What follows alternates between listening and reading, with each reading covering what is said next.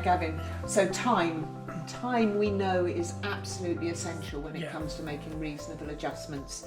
So first of all, if we think back to what we've already talked about, it's about whoever that person is in a healthcare setting who makes that initial contact, really taking their time to get all the information that's essential, find out all those nuances of what that person needs to be able to get the equitable healthcare from their service. Yeah. And if someone has a do not attend, taking that time to go back to the referrer to find out what the reason is and to really make sure that it's not because there's a barrier due to their learning disability or their autism, and that it is that they've chosen not to attend, making an informed decision. Yeah. Yeah. So that's the background part of time.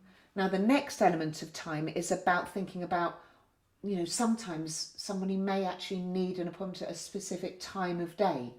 And, time of day can make a difference between someone getting healthcare and not getting healthcare, can't it? Mm-hmm. So did you have someone you went to school with you talk to me about once? Yeah. So I had a friend who was very autistic, and his routine, he had a very strict routine when it came to things. So if anything happened during dinner time which would interrupt that, he would just go off the handle.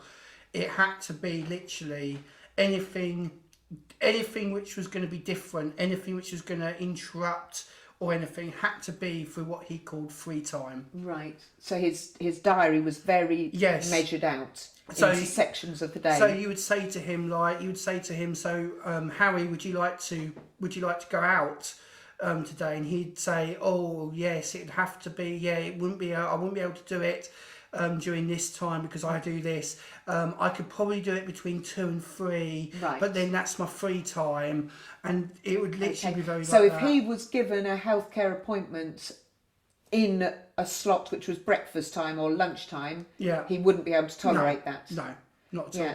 And he was obviously someone who could communicate. Yeah. But somebody who struggles to verbally communicate would actually present that maybe with behaviour and would not tolerate the treatment or the investigations, where if they were seen at a different time of day, they would tolerate the treatment and investigations.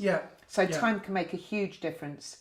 Now the other element of time is around time to absorb information and truly take that in, isn't it? Yes. So tell us about your antibiotics, because this is a really good example. So I had a throat infection one time, and I went to the doctor, and the doctor said, okay Gavin, I'm going to describe you antibiotics. Now, I'd never had that before, so first time ever having it.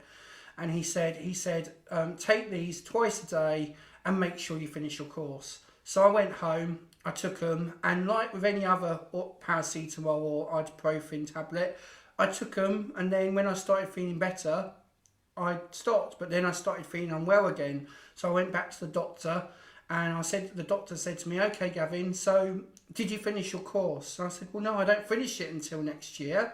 I said, I only just started it. You thinking college course? Yeah. Right. Yeah. I thought he was talking about my college course. And so again, he didn't take the time to make sure you understood the instructions. Mm-hmm. You said yes, and walked out. Yeah. And he didn't take the time to say, so you're going to take these tablets, do you understand? Tell me back what exactly you're going to do, and take the time to make sure you fully understood the instruction. Yeah, all I thought was he meant take and make sure that I finish my college course. like in Europe, take these pills and don't forget to go to college. Yeah.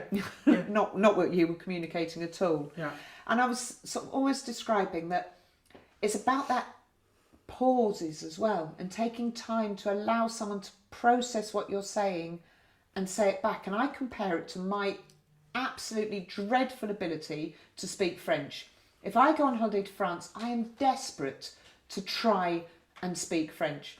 Now I will practice my phrases and I'll say them, and I can say them and people think, oh, she's a good communicator because I can practice my one line and it will come across really well.